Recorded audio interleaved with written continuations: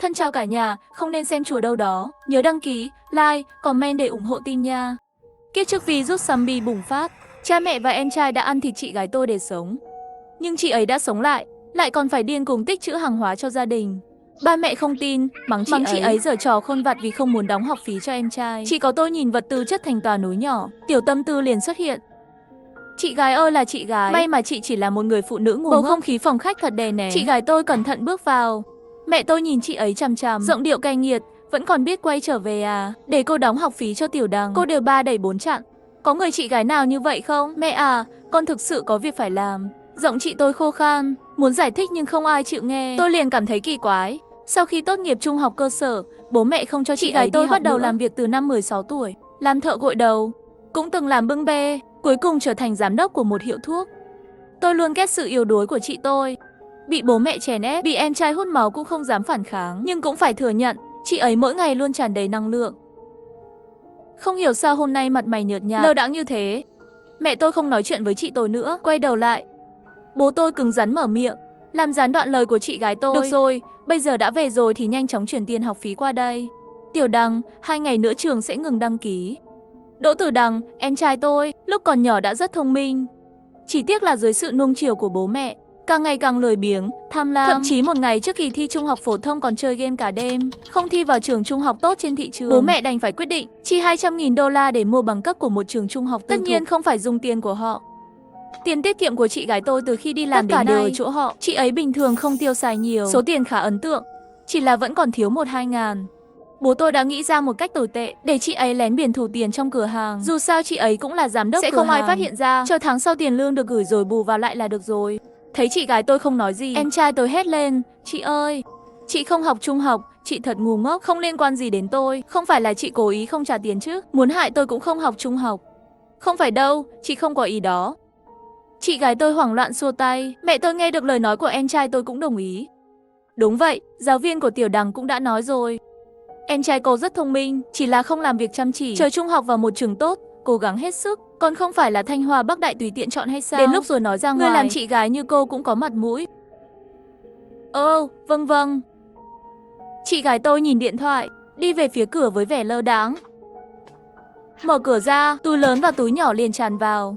Suýt nữa thì đánh ngã cơ thể yếu ớt của chị ấy. Anh trai chuyển phát nhanh kiểm tra xong số lượng giao hàng, không khỏi đùa giỡn bổ sung thêm một câu, sao mua nhiều như vậy, là tận thế đến à? Mặt chị gái tôi lập tức trở nên trắng bệch hơn. Cơ bắp căng chặt, môi im lặng run rẩy. Anh trai giao hàng giật mình, nhanh chóng xin lỗi, tôi chỉ đùa thôi.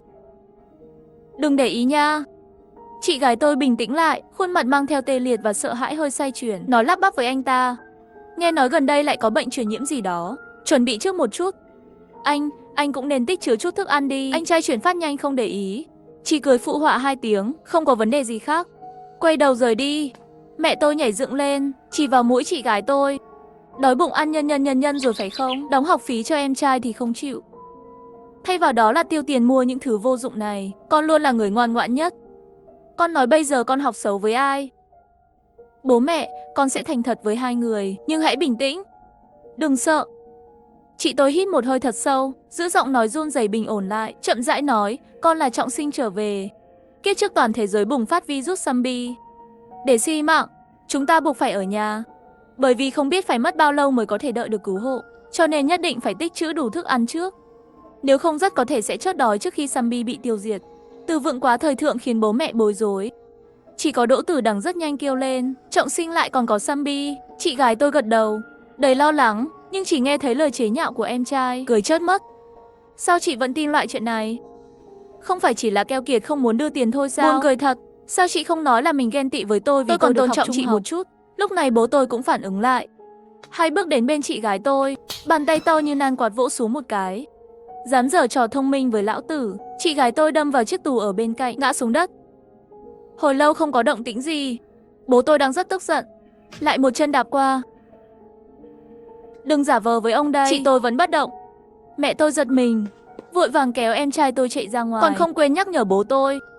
Nhanh lên, nhanh chạy ra ngoài với mẹ con tôi. Nếu có chuyện gì xảy ra, cứ nói là do cô ta vô tình đâm phải. Đừng dây vào chúng ta.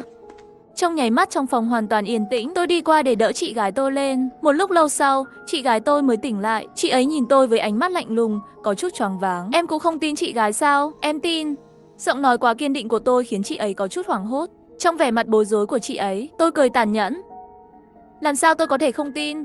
Chị gái tôi thật ngu ngốc và ngây thơ, luôn tin tưởng và mong đợi tình yêu của bố mẹ để làm cho họ hạnh phúc. Nếu không sao có thể chấp nhận những yêu cầu vô lý như vậy để lừa dối họ. Nhưng sự ngu ngốc của chị ấy là một chuyện tốt đối với tôi. Khi mọi người không tin chị ấy, tôi kiên định đứng về phía chị ấy để làm cho chị ấy biết ơn tôi. Nghe lời tôi. Được. Vậy thì chúng ta hãy nhanh chóng đặt những thứ này lại với nhau. Nước nhất định phải tiếp tục tích trữ. Và thuốc. Khăn giấy. Nhìn chị gái tôi bất chấp nỗi đau trên đầu, đứng lên và bắt đầu kiểm kê vật tư. Tôi lại ghét chị ấy thêm vài phần nữa.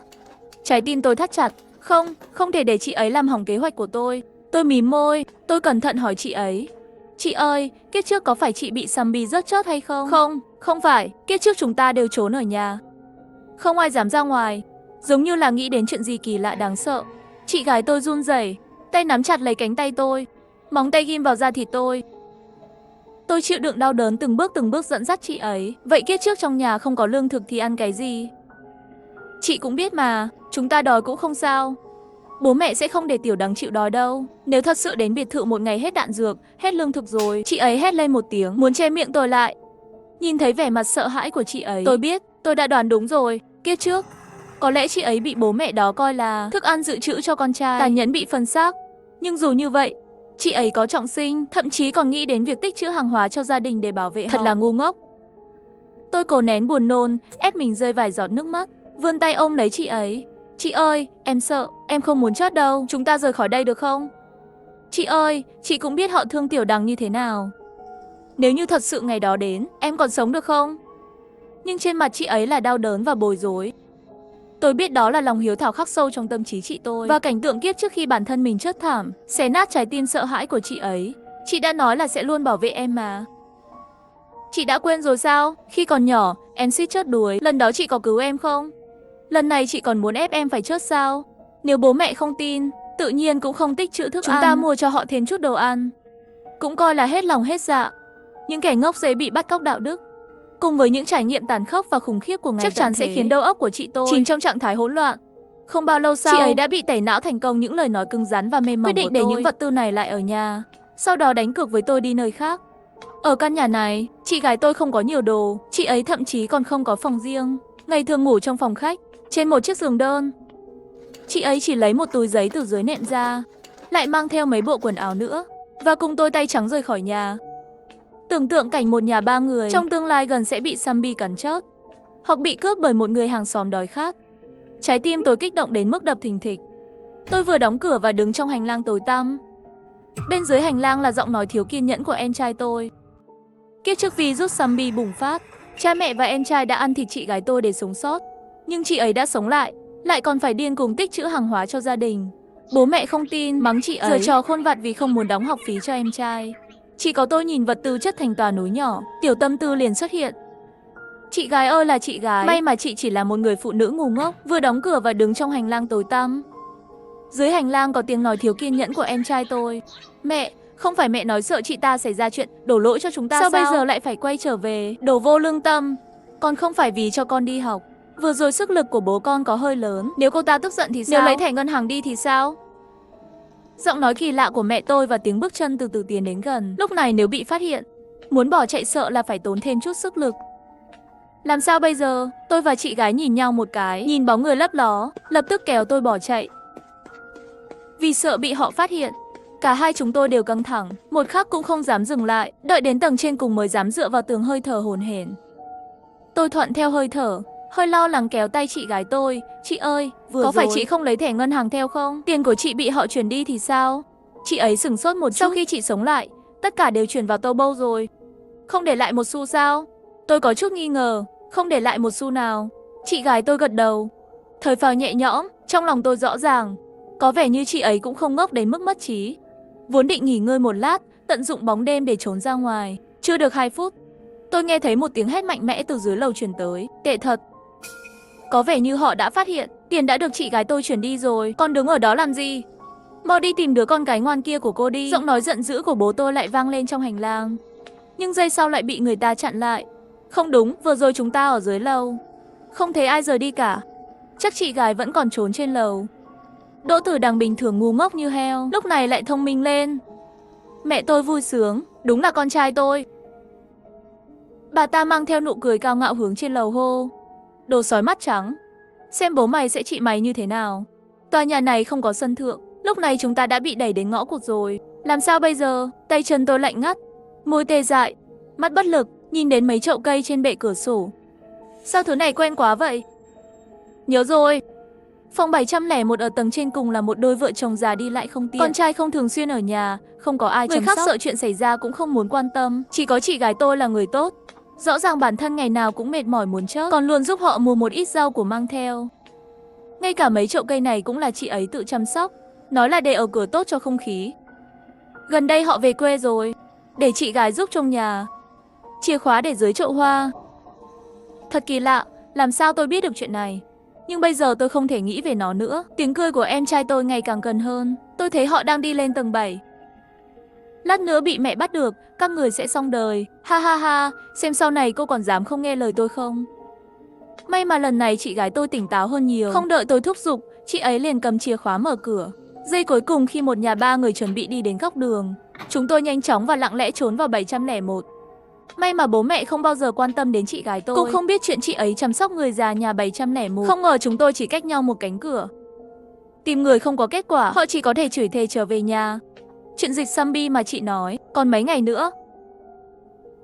Ngồi trong phòng khách của 701, tôi vội vàng hỏi chị gái trọng sinh về thông tin kiếp trước. Mặt chị ấy nhợt nhạt, nuốt nước miếng, lại là một bộ dáng giống như xuất thần. Chị không xác định, chị không nhớ. Thành công không đủ, thất bại có thừa. Vốn tưởng chị ấy chọn sinh trở về có thể cung cấp rất nhiều tin tức, kết quả vẫn là bộ dạng ngu ngốc này. Nếu không phải dùng tiền của chị ấy để tích trữ hàng, tôi cũng không muốn mang theo gánh nặng này đâu. Tôi lo lắng cắn môi suy nghĩ. Kết quả là chị gái vẫn còn ở bên cạnh, gọi cho cặp vợ chồng già ở 701. Vừa xin lỗi, vừa khuyên họ tích trữ thức ăn, đừng dễ dàng ra ngoài, làm người ta khó chịu. Chán chết đi được, chị thể đừng ồn ào nữa được không? Không biết bản thân có thể sống được bao nhiêu ngày mà còn có hơi sức quan tâm đến người khác. Đúng là người tốt mà, đáng đời chị kiếp trước bị người ta mổ xẻ ra ăn thịt. Chị gái tôi bị tôi mắng không dám nói chuyện, cuối cùng cũng dừng lại. Dưới lầu lại đột nhiên truyền đến một trận kinh hô, cứu mạng. Tôi chạy đến bên cửa sổ và kéo cửa sổ ra một khe nhỏ. Đột nhiên phát hiện tận thế đã bắt đầu rồi. Đừng nhìn em gái, đừng nhìn. Trước mắt đột nhiên tối đen, đôi tay lạnh lẽo của chị gái che mắt tôi lại, kéo tôi trở lại phòng khách. Tôi không thể chịu nổi nữa. Không phải chị đã trải qua tận thế một lần rồi sao? Sao lại sợ thế? Chị gái hoảng sợ xua tay. Không phải. Chị sợ em gặp ác mộng. Thấy tôi vẫn lạnh lùng. Chị gái háo hức muốn chứng minh. Chị có thể bảo vệ được em. Đó là lỗi của chị. Bây giờ chúng ta thậm chí không có thức ăn. Chị lấy cái gì để bảo vệ tôi? Ở đây có thức ăn. Mở tủ ra. Bên trong có đủ loại thức ăn, gia vị và nước tinh khiết. Sắc mặt tôi mới tốt hơn một chút. Người phụ nữ ngu ngốc đó cuối cùng cũng giữ lại một ngày thứ 3 của ngày tận thế. Dưới lầu đã xuất hiện không ít người xui xẻo và những zombie lang thang. Mùi thối giữa nồng nặc của con người. Tôi đến từng vật tư có trong phòng 701. Số vật tư dự trữ không quá phong phú, nhưng may là cả hai chúng tôi đều không ăn nhiều. Cộng lại thậm chí cũng không đủ số lượng của một người. Chỉ là càng ngày tôi càng cảm thấy kỳ lạ. Những thứ này về lý mà nói, chắc chắn tất cả đều là bình của chị gái giúp tôi. Họ mua gửi đến đây. Nhưng tôi lại có một cảm giác quen thuộc, không biết bằng cách nào đó, thậm chí là trực giác. Trong tủ sách nhỏ ở góc phòng khách, tôi tìm thấy rất nhiều đơn thuốc. Nhưng những loại thuốc này, hiện tại điện thoại vẫn còn kết nối mạng. Không có gì ngạc nhiên. Theo chị gái tôi nói, kiếp trước vào ngày hôm sau virus zombie bùng phát, thông tin liên lạc bị gián đoạn. Cho đến khi quân đội đến và thu thập zombie, mới miễn cưỡng thiết lập lại được thông tin liên lạc không dây. Nhưng bây giờ trên mạng đã bị bao phủ khắp nơi. Thông tin về xác sống dường như không có gì khác với trước khi tận thế. Tôi là zombie, xin hãy tấn công vào điểm yếu của tôi. Sau khi trang điểm thành zombie, bạn sẽ không bao giờ bị ăn thịt nữa. Chia sẻ mẹo vặt. Làm thế nào để trốn thoát khỏi zombie một cách nhanh chóng khi gặp chúng ở ngoài đời? Chẳng lẽ có người khác cũng trọng sinh sao? Chính phủ khuyên mọi người nên ở nhà càng nhiều càng tốt. Chờ cứu hộ. Trong lòng tôi càng ngày càng bất an. Với tốc độ này, ước tính số lượng hàng hóa mà chị gái tôi tích trữ trước đây bố mẹ tôi ăn hết. Tận thế đã kết thúc rồi. Vậy thì tôi sẽ báo thù. Trong cơn lo lắng tột độ, điện thoại của chị gái đột nhiên vang lên như một tiếng sấm. bùng nổ trên dây thần kinh căng thẳng. Tim tôi đập dồn dập không ngừng. Cuộc gọi mà tôi chờ đợi từ lâu cuối cùng đã đến. Kiếp trước virus zombie bùng phát, cha mẹ và em trai đã ăn thịt chị gái tôi để sống sót. Nhưng chị ấy đã sống lại còn phải điên cuồng tích trữ hàng hóa cho gia đình. Bố mẹ không tin, mắng chị ấy là giở trò khôn vặt vì không muốn đóng học phí cho em trai. Chỉ có tôi nhìn vật tư chất thành tòa núi nhỏ, tiểu tâm tư liền xuất hiện. Chị gái ơi là chị gái, may mà chị chỉ là một người phụ nữ ngu ngốc. Trong cơn lo lắng tột độ, điện thoại của chị gái đột nhiên vang lên như một tiếng sấm, bùng nổ trên dây thần kinh căng thẳng. Tim tôi đập dồn dập không ngừng. Cuộc gọi mà tôi chờ đợi từ lâu cuối cùng đã đến. Người đẹp, trước khi tận thế đến, không phải cô đã mua rất nhiều đồ ăn sao? Nấm đầu gà xi măng tôi gửi cho cô. Cô có thể chia cho tôi một chút được không? Tôi đói quá. Nếu không cũng sẽ không đến cầu xin cô. Cô yên tâm, tôi sẽ tự đến lấy. Giữa chừng cho dù xảy ra chuyện gì cũng đều là mệnh của tôi. Vẫn tốt hơn là ở nhà chờ chết. Giọng đàn ông yếu ớt và khàn khàn. Vừa nghe là biết đã lâu rồi không ăn. Tất nhiên, nhưng chị gái tôi nghe thấy giọng nói này lập tức liền mềm lòng. Tôi phục thật rồi. Tôi liếc mắt nhìn chị ấy, lấy điện thoại đi. Chúng tôi còn không đủ ăn. Hơn nữa, anh có chết hay không thì liên quan gì đến tôi? Người đàn ông không thể tin được. Lúc đó cô còn khuyên tôi nên tích trữ lương thực. Tôi còn tưởng cô là người tốt. Đúng vậy, anh cũng nói là tôi đã khuyên anh rồi. Ai bảo lúc đó anh không nghe lời tôi? Có bản lĩnh thì đến cướp đi. Nói xong tôi không chút thương xót cúp điện thoại. Đêm đó, tiếng động ở tầng dưới đánh thức tôi khi đang ngủ. Nhìn cái bóng người mặc quần áo chuyển phát nhanh kia lén theo ống thoát nước leo lên tầng 3 trong đêm. Tôi hài lòng yên giấc. Sáng hôm sau, tôi mở điện thoại, muốn xem trong nhóm chat có tin tức bị đánh cắp nào không, nhưng lại phát hiện bố mẹ đang khoe khoang trong nhóm chat. Một đoạn video anh trai chuyển phát nhanh tiểu ca ông bị đánh đập đã lan truyền trong nhiều nhóm rồi. Anh ta vừa đói vừa mệt, tự nhiên đến đánh cướp người có đồ ăn thức uống đầy đủ, bị đánh đến mức không có sức đánh trả. Nhạc nền của video là giọng nói đắc ý của mẹ tôi. Tôi nói chứ vẫn là nuôi con trai hữu dụng hơn. Con gái bất hiếu trong nhà dám chạy trốn. Đơn giản là không biết tốt xấu, đáng chết ở bên ngoài kia, đồ vô dụng. Tôi ở trong lịch sử đặt hàng, tìm thấy danh sách hàng tồn kho của chị gái tôi, gửi một video ngắn. May mắn là tôi có đủ thức ăn dự trữ. Trốn trong phòng ngủ cũng có thể thoải mái, chỉ là có người muốn trộm. Bị em trai tôi đánh đập và ném ra ngoài. Ha ha ha, cũng không biết người đó bây giờ có phải bị zombie ăn thịt rồi không? Thật đáng đời. Video vừa gửi đi đã thu hút rất nhiều người lên án. Chỉ là một số người bề ngoài lên án, trên thực tế lại chú ý đến số lương thực dự trữ. Tôi tiếp tục chọn những người này để khiêu khích. Tôi sống ở khu phố bất khả chiến bại si xả U302. Có năng lực thì đến tìm. Tôi đã tắt điện thoại. Đây là ngày thứ 5 tận thế, trong nhóm chat tràn đầy những tin nhắn hả hê. Ôi trời ơi, nghe nói đêm qua, khu phố của chúng ta có chuyện lớn xảy ra rồi. Tất nhiên là không, bởi vì có người ngu ngốc kiêu ngạo. Lần này sợ là có nuôi 10 đứa con trai cũng vô dụng rồi. Không khó để đoán từ những gì họ nói. Nhà tôi đã bị cướp phá bởi những người trong video. Hơn nữa còn là một băng đảng tội phạm, có sự phân công rõ ràng. Khi đến thì trói bố tôi và Đỗ Tử Đằng lại trước. Mẹ tôi ở trong nhóm cầu cứu, nhưng trước đây họ không muốn chia một ít thức ăn cho người dân trong khu phố, nên mọi người tự nhiên đều làm ngơ, cứ để người bên ngoài đến và tự do cướp bóc, cướp hàng xóm của mình. Hôm qua họ còn khoe khoang, bây giờ không có thức ăn, không biết còn có thể cầm cự được mấy ngày nữa. Tôi cầu nguyện họ chết đói trước khi đội cứu hộ đến. Nhưng tôi lại đánh giá thấp tình yêu của bố mẹ dành cho em trai tôi. Đêm đó, ông ta lại học theo anh chuyển phát nhanh kia, leo lên từng tầng theo đường ống thoát nước. Mấy nhà dưới cùng nếu không phải là cửa sổ có lưới chống trộm, hoặc là có người ở nhà, tôi trốn sau rèm cửa. Nhìn ông ta leo lên cao dần, đúng là bò về phía nhà 701 nơi tôi và chị gái đang trốn. Cấu trúc của cửa sổ 701 rất đặc biệt. Chỉ có tháo dỡ tất cả, người bên ngoài mới có thể vào được qua đường cửa sổ. Chỉ là không ngờ bố tôi đã trang bị đầy đủ, cầm túc nơ vít và bắt đầu tháo dỡ. Nhìn ông ta tập trung tháo dỡ, một ý tưởng tuyệt vời xuất hiện trong đầu tôi. Chậm rãi lặng lẽ đưa tay về phía rèm cửa. Em gái à, em làm gì vậy? Chị gái đè thấp giọng, lo lắng nắm lấy tay tôi. Tất nhiên là đẩy ông ta xuống rồi. Tôi nhìn chị ấy đáp, không, không thể làm thế được. Chị ấy không ngừng lắc đầu, ánh mắt cầu xin. Chị sợ rồi à? Tôi thách thức nhìn chị ấy. Dù sao đó cũng là một mạng người. Xem tôi nhấn mạnh, chị gái tôi dừng lại, khó khăn nuốt một ngụm nước bọt. Dù sao em vẫn còn trẻ, chuyện này để chị gái làm đi. Không được, cũng không biết sao chị gái tôi lại dám nói những lời như vậy. Dù sao thì tôi cũng luôn như vậy. Mạng người thì có là cái gì chứ? Tất cả đều là những người tốt bụng đến ngu ngốc như chị ấy. Một khi thực sự là một chuyện như vậy, tôi sẽ sống trong đau khổ suốt đời. Rèm cửa được mở ra ở nơi mà chúng tôi đang đứng.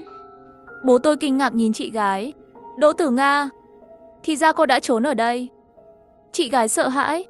Bố tôi thấy vậy, ra lệnh cho chị ấy mở cửa sổ để mình leo vào. Không, không. Chị tôi cứ lắc đầu, chân mềm nhũn. Ký ức kiếp trước từ lâu đã khiến chị ấy mất đi dũng khí đối đầu. Nhanh lên! Góc dưới cửa sổ đã được tháo ra rồi, bị bố tôi điên cuồng gõ như vậy. Kết nối giữa khung cửa sổ và cửa sổ càng ngày càng yếu ớt. Mỗi lần rung động, tất cả đều đi kèm với tiếng kêu cót két của gỗ, làm người ta sợ hãi. Tôi nhìn chằm chằm vào bức tường mỏng manh nguy hiểm dưới chân ông ta. Giữ chị gái liên tục lùi lại. Đừng đi, để em cho chị xem một vở kịch hay. Bố tôi lại giống như nhận ra được gì đó. Ngạc nhiên và sợ hãi. Đỗ Tử Nga, đừng giả ngây giả dại ở đây nữa. Đừng nghĩ như vậy là tao sẽ không dám xử lý mày nữa. Tôi nhìn sang một bên, khung cửa sắp bị hỏng ở rìa, lặng lẽ đếm ngược. 321 khung cửa sổ bung ra. Sau khi cha tôi mất thăng bằng và ngã về sau, hai tay liều mạng nhảy múa. Một tiếng động lớn vang lên. Thanh đao đè nặng treo trên đầu chị gái đã bị nghiền nát. Cái xác rơi xuống dưới lầu, trong nháy mắt đã thu hút rất nhiều zombie đến gặm cắn. Hàng xóm ló đầu ra nhìn. Sau khi nhìn rõ là ai đều âm thầm khạc nhổ mắng. Không ai quan tâm ông ta ngã như thế nào. Sau khi dọn xong những bức tường rơi và kính vỡ, trên mặt đất còn có mấy tờ giấy nhỏ màu vàng. Chắc là vừa rồi nó rơi ra khỏi túi chị tôi. Khe màu vàng sẫm thô trên giấy bị xoắn. Nó được ghép lại với nhau bằng chữ Hán và bính âm đơn giản. Một cái gì đó hầu như không thể gọi là thư. Gửi chị gái thân yêu nhất của tôi. Chị ơi, đây là lần đầu tiên em viết thư cho chị. Chị khỏe không? Em nhớ chị quá. Chị ơi, đừng để bố mẹ nhìn thấy. Em giấu một quả trứng dưới gầm giường. Chị sẽ không bị đói nữa. Chị ơi, hôm nay em thi được 100 điểm. Giáo viên cho em hình dáng ngôi sao nhỏ. Em tặng cho chị. Túi giấy ở dưới nệm của chị, bên trong chỉ có những thứ này thôi sao? Tôi hơi thất vọng. Em đừng ném, chị ấy có chút u sầu. Rõ ràng trước đây em rất dính chị. Không biết tại sao, em đột nhiên không muốn nói chuyện với chị nữa. Bầu không khí trì trệ, tôi im lặng đứng tại chỗ. Làm thế nào tôi có thể giải thích cho chị ấy biết, chị gái thân yêu nhất của tôi. Kiếp trước virus zombie bùng phát, cha mẹ và em trai đã ăn thịt chị gái tôi để sống sót. Nhưng chị ấy đã sống lại còn phải điên cuồng tích trữ hàng hóa cho gia đình. Bố mẹ không tin, mắng chị ấy, giở trò khôn vặt vì không muốn đóng học phí cho em trai. Chỉ có tôi nhìn vật tư chất thành tòa núi nhỏ, tiểu tâm tư liền xuất hiện. Chị gái ơi là chị gái, may mà chị chỉ là một người phụ nữ ngu ngốc. 5 ngày đã trôi qua kể từ khi bố tôi ngã lầu. Theo lý thuyết, không còn thức ăn dự trữ. Mẹ tôi cũng không dám để em trai tôi ra ngoài tìm đồ tiếp tế. Hai người họ nên đói chót từ lâu rồi. Không ngờ, em trai tôi vẫn đang livestream với khuôn mặt hồng hào. Nhìn xem, trong tay cậu ta có rất nhiều thức ăn. Phần bình luận ở bên cạnh, ghen tị cậu ta có thể ăn uống vô độ như vậy. Một bên âm thầm nịnh nọt muốn lấy một phần từ trong tay cậu ta. Tôi chịu đựng cảm giác buồn nôn chờ rất lâu. Cuối cùng cũng thấy một bóng người hốc hác xuất hiện trong máy ảnh. Mắt mẹ tôi đờ đẫn, mái tóc rối bù, nhìn mì gói trong tay Đỗ Tử Đằng, thấp giọng cầu xin. Làm ơn cho mẹ ăn một miếng đi. Chỉ một miếng thôi, mẹ đói quá. Đói thì tự tìm đồ ăn đi. Mì gói này là trước đây tôi tự mua. Tại sao lại cho bà? Nhìn ánh mắt tuyệt vọng của người phụ nữ kia, trái tim tôi rất hạnh phúc. Nhưng thế vẫn chưa đủ.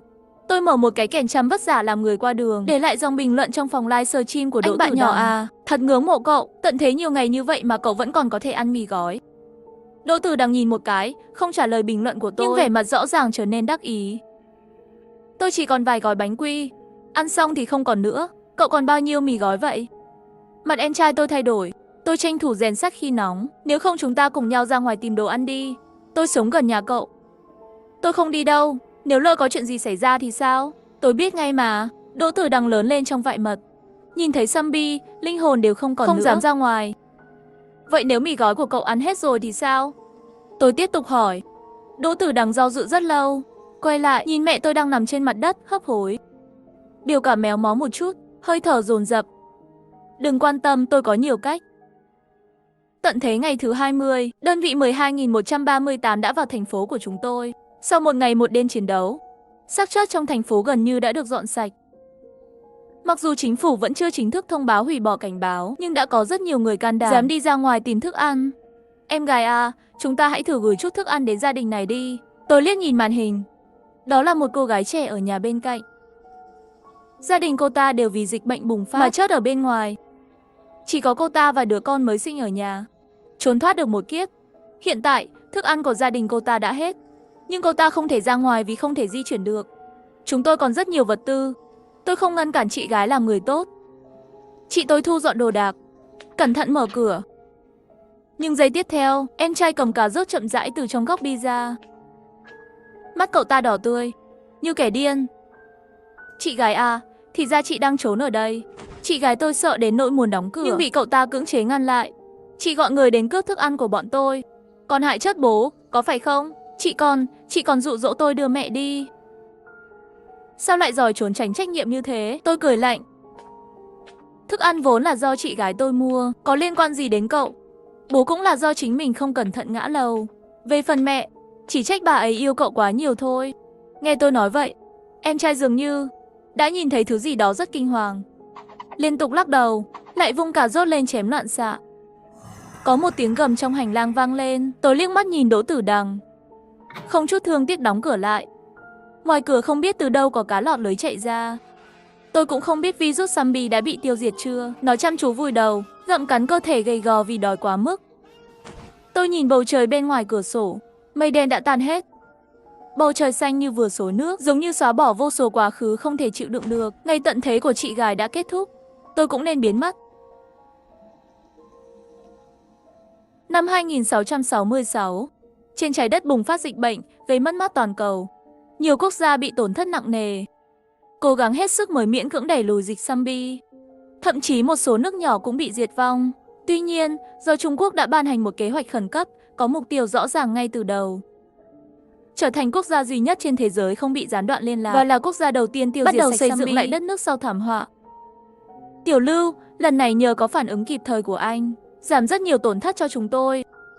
Đội trưởng lực lượng tác chiến tạm thời nghiêm túc vỗ vai tôi. Tôi không dám cúi đầu, bận nói mình cũng là nhờ có cha mẹ nhắc nhở mới lập kế hoạch khẩn cấp, mà cha mẹ cũng là bởi vì có Đỗ Tử Nga nhắc nhở mới đề cao cảnh giác. Khi mọi chuyện kết thúc, cấp trên sẽ có khen thưởng.